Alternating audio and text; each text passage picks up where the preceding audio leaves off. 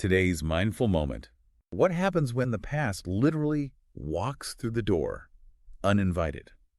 And suddenly the bride's world starts to feel, well, shaky.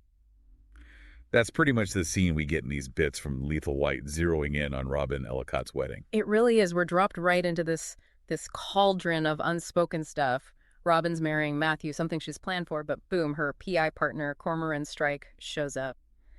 And everything gets complicated. Yeah.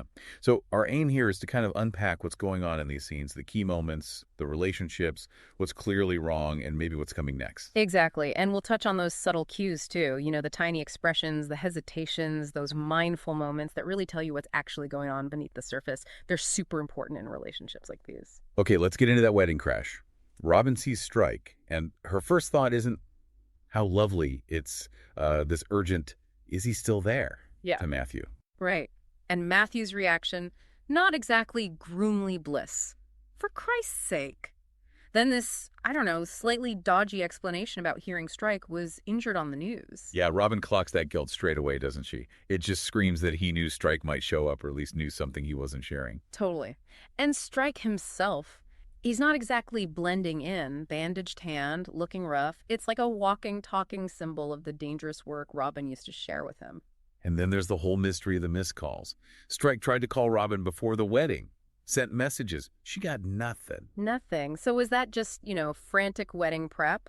Or did someone maybe intervene, like Matthew? You have to wonder, right? It definitely highlights a communication breakdown, just as Robin's making this huge commitment elsewhere. Adds another layer of distance between her and Strike. And that gut reaction Robin has, that flash of wanting to just leave with Strike right there at her own wedding.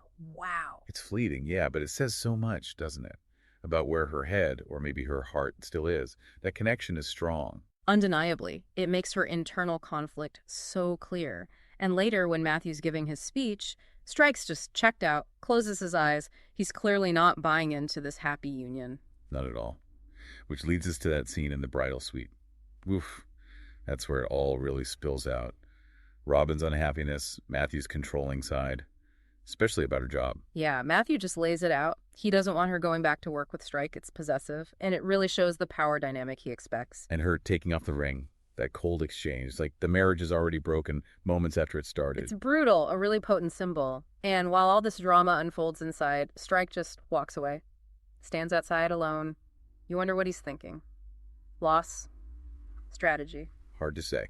Okay, let's shift gears a bit to Strike's agency. Looks successful on the surface, but the excerpts mention financial realities aren't quite matching up. Right. Despite taking on more people, money's tight, it shows the pressure he's under, the constant hustle of the job, maybe hints at why he needs reliable people. Like Andy Hutchins. We meet him, seems solid, dedicated, despite dealing with his own health stuff, the MS, a real contrast to Denise, who seems to annoy Strike. Yeah, Hutchins is presented as reliable, gets the job done. It subtly highlights what Strike values and maybe what he misses about having Robin around full time. She wasn't just reliable, she was exceptional. Good point. His frustration with Denise probably makes him think of Robin even more, especially when he tries to tell her about hiring Barkley, this new info guy, and she's off at some mysterious clinic. That absence is felt. Now, looking inside Robin's head, she's reflecting on the marriage, justifying staying with Matthew by thinking of it as giving it a fair trial. Which kind of implies doubt from the get-go, doesn't it? Like it was an experiment she wasn't fully convinced would work. Exactly. And she's already having regrets, thinking she should have left earlier. Then there's that mention of the distance growing between her and Strike after her honeymoon, linked to that call she made from the Maldives. Ah, yes, the infamous, mysterious Maldives call. We don't know what was said, but we know it changed things. Significantly. It hangs there, this big unanswered question. It clearly shifted their dynamic. And even something simple, like driving past the White Swan pub later, triggers that memory of her calamitous wedding day. It sticks with her. Okay, turning back to Strike's work. He's frustrated with the police about this guy, Billy. They're not getting anywhere. So Strike takes it on himself. He ends up at this community center during some kind of anti-Olympics protest led by a guy named Jimmy Knight. The vibe there sounds a bit tense. The leaflet person is suspicious. The speaker seems out of it. Strike notes he's one of the few not clapping Jimmy's speech. He's just observing. Pure observation. He's not there to join the cause. He needs info. He corners Jimmy Knight, who turns out to be Billy's brother, and Flick, Billy's girlfriend. And they basically dismiss Billy's story, right? Call him the Shacklewell Ripper, imply he's unstable, mix things up. They do. Seems like they're trying to shut down any interest. But then Flick blurts out, "Chisel sent him." Boom. There it is. Suddenly connects Billy, or at least strikes investigation into Billy, with this name, Chisel. Who's Chisel? Exactly. It's the hook. Even though Jimmy and Flick paint Billy as unreliable, that outburst makes Strike think, maybe there is something more here. His investigator's spidey sense is tingling. Which leads us eventually back to Robin. Mm-hmm. New house with Matthew, housewarming party. Sounds awkward. Very. Matthew's proud of the place, but Sarah Shadlock is there, still flirting relentlessly with him right in front of Robin. Oof, Sarah.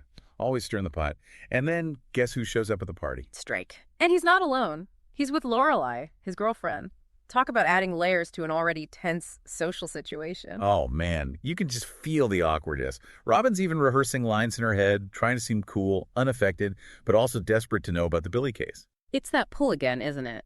Wanting to be professional, distant, but also completely drawn back into his world, into the work.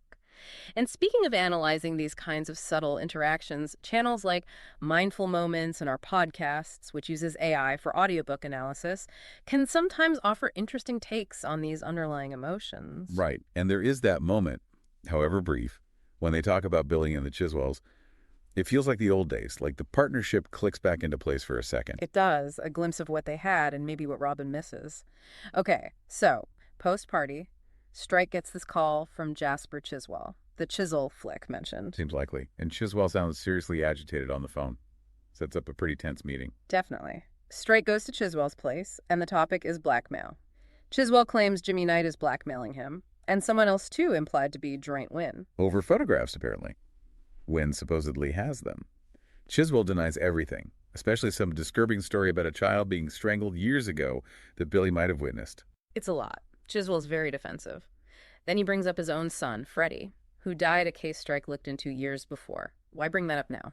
Good question. Testing Strike. Trying to gauge his angle. It's murky.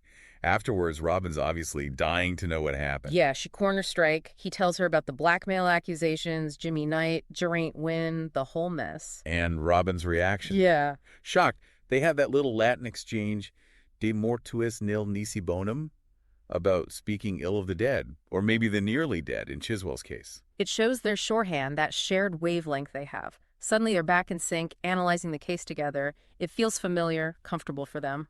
And that conversation leads Strike to decide, okay, I need to look into missing kids in Oxfordshire around the time Billy claims he saw something awful. Exactly. The partnership is unofficially back on, driving the investigation forward.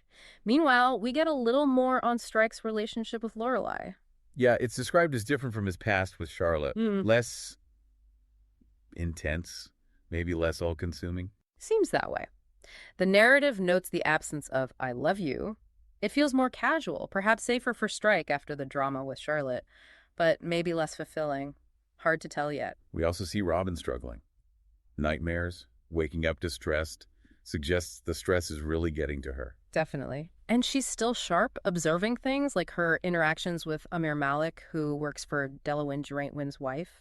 She's noticing details, even while stressed. She thinks about Izzy Chiswell's half-brother, too, his past troubles, and how Izzy seems kind of cold about it all. More family complications. And then that spark moment, Robin having a full-blown panic attack in the House of Commons, in the members' lobby, it shows just how vulnerable she is under the surface, despite trying to keep it together. Yeah, it's quite a powerful image of her feeling overwhelmed. So pulling it all together from these excerpts, we've got a marriage, essentially DOA at the wedding itself.